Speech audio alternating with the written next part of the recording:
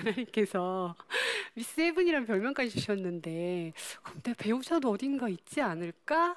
라는 생각이 드는 거예요. 저는 결혼은 꿈에도 생각하지 않았어요. 왜냐하면 제가 초등학교 때 정말 제 친한 여자친구가 저한테 그러더라고요. 효진아, 너는 결혼하기 힘들겠다 그러는 거예요. 그래서 어린 마음에 왜? 그랬더니 야, 너처럼 화상 입은 사람을 누가 너랑 결혼하냐? 그러는 거예요. 근데 걔는 무심코 한 말이었지만 저는 평생 그게 마음에 담아져 있는 거예요.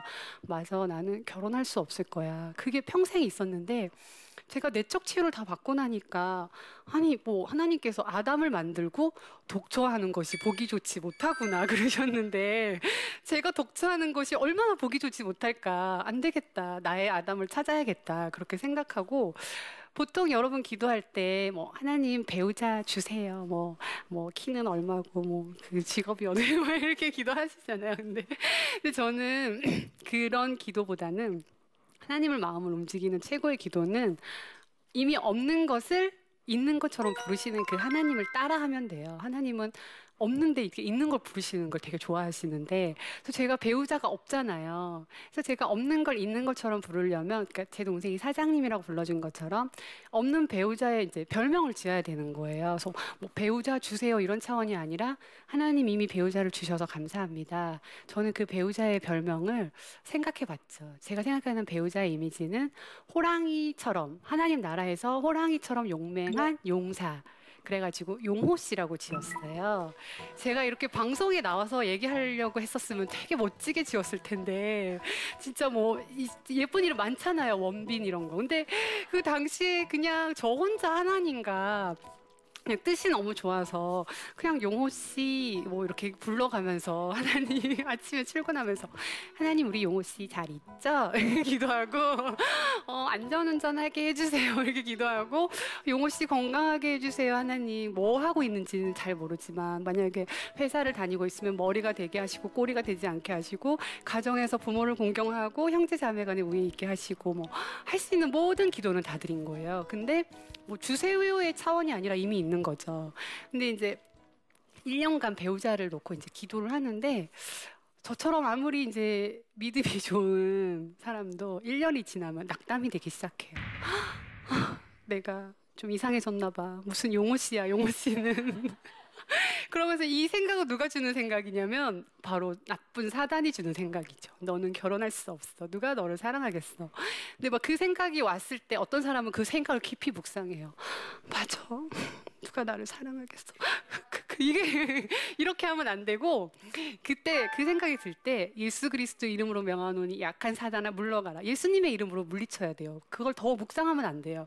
저는 그런 생각이 들 때마다 조금 묵상하다가 이러면 안 돼. 그러면서 예수님 이름을 물리치고 다시 또 기도를 하는 거예요. 하나님, 우리 용호 씨 빨리 보내주세요. 그래서 어떨 때는 제가 기도하다 보면 하나님께서 그렇게 말씀하시는 거예요. 제 마음 가운데. 효진아, 그가 너를 만나러 올 거야.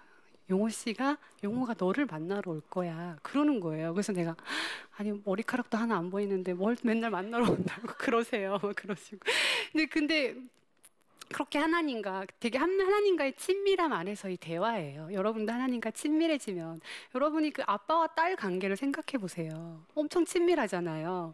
그런 저희 아빠예요. 하나님 아빠. 그래서 되게 친밀하게 하나님께 그런 배우자에 대한 이제 기도를 하곤 했었죠. 근데 어느 날 이제 그 내 약함을 자랑하라 책이 나가고 나서 이메일 한 통이 왔어요. 예. 이메일 한 통이 오기 전에 제가 먼저 그 기도원피에다가 편지를 20통 가까이를 적었어요. 그러니까 하나님 저희 딱 2년만 기다릴게요. 남자친구 군대 보낸 셈 칠게요.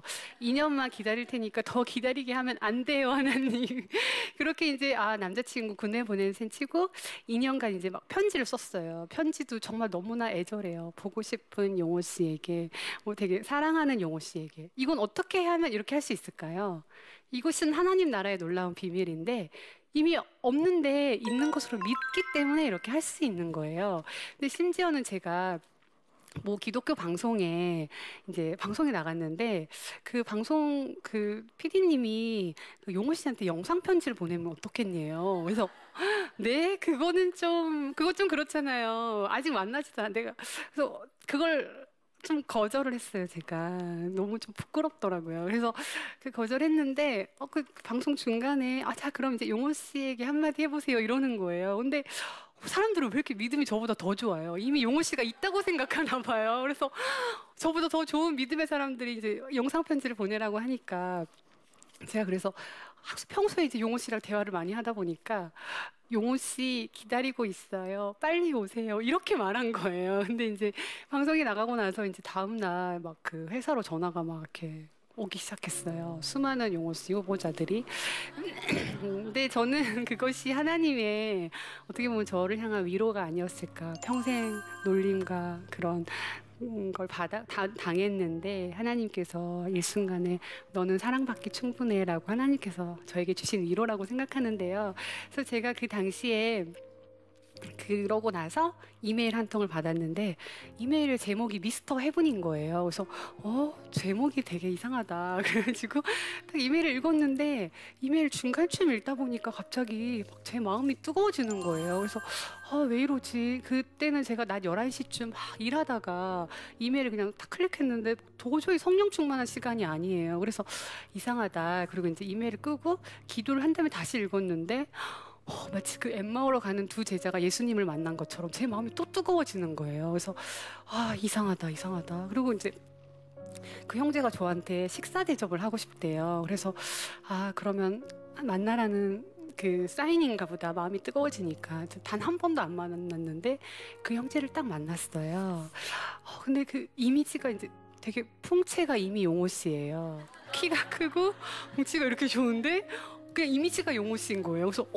그래서 되게 이미지가 용호 씨다. 그리고 이제 막 대화를 하는데 정말 대화를 하는데 그 형제가 왠지 저보다 나이가 어린 것 같은 거예요. 그래서 좀 많이 어린 것 같더라고요. 자꾸 연도가 저랑 너무 언밸런스인 거예요. 그래서 형제는 몇 살일까 너무 궁금한 찰나에 이제 마지막에 헤어지면서 실례지만 형제님 몇 살이세요? 그랬더니 제가 그 당시에 35이었는데 형제가 29이라고 그러더라고요. 그래서 이건 아니구나. 그래서 이제 헤어졌어요, 아쉽게. 근데 하나님께서는 정말 그 이 시대의 트렌드도 반영하셔서 놀랍게 요새 연상연하 커플이 되게 많잖아요. 그래서 하나님께서 저에게 정말 그 6살 연하의 형제를 저에게 주셔가지고 근데 제가 기도했을 때 그 형제에 대해서 확신이 없었어요. 왜냐하면 여러분 혹시 리스트 쫙 뽑아놓고 기도하지 않나요? 근데 그 형제가 그 리스트랑 너무 안 맞는 거예요. 그래가지고 근데 저는 이제 여러분이 혹시 배우자 기도를 했을 때, 이거는 안 맞아라고 형제를 아니다라고 생각하면 절대 안 돼요. 왜냐하면 하나님의 생각과 내 생각은 다를 수 있기 때문에. 내 생각은 중요하지 않아요. 가장 중요한 건 하나님의 생각이고, 내가 선택한 거에는 내가 책임져야 하지만, 하나님이 선택하신 배우자는 하나님이 책임져 주세요. 근데 여러분이 볼 때는 좀 뭐 형제나 자매가 부족해 보이고, 이 사람은 아니야 하고 이제 흘려보내면 안 돼요. 그래서 반드시 기도하고 이 형제나 자매가 나의 배우자인지 하나님의 검증을 받아야 되는데 제가 이제 기도로 검증했을 때 하나님께서는 전 이제 아니라고 생각하고 기도를 했는데 하나님께서 효진아 너는 뭐가 문제니? 그러더라고요. 그래서 제가 네 형제가 저보다 이제 6살이나 어리고 또 형제가 앞으로 목회를 하겠다고 하는데 저는 사업하는 그 비즈니스 우먼으로서 사모로서는 안 맞는 것 같아요. 이렇게 말씀을 드렸는데 그게 너는 문제가 될지 모르지만 나에겐 전혀 문제가 되지 않는다. 지금도 잊혀지지 않는 그 하나님의 음성인데요. 그것이 하나님의 응답이었어요. 하나님 저는 제 삶에 있어서 제 생각은 하나도 중요하지 않아요. 하나님께서 어떻게 생각하느냐, 하나님이 내 삶에 대해서 어떤 계획을 갖고 있느냐, 전 그게 가장 중요해요. 그래서 하나님의 뜻을 알았기 때문에 그 형제에 대해서 마음이 열리지 않았음에도 불구하고 긍정적으로 생각하고 있다라고 이제 답변을 드리고 그때부터 이제 연애와 함께 결혼도 정말 하나님께서 너무나 순탄하게 참 저 같은 그 장애가 있는 며느리를 받아들이는 건 쉬운 일이 아니잖아요. 근데 단 한 번의 잡음이나 그런 것도 없이 너무나 물 흘러가듯이 순탄하게 결혼까지 하게 됐는데요.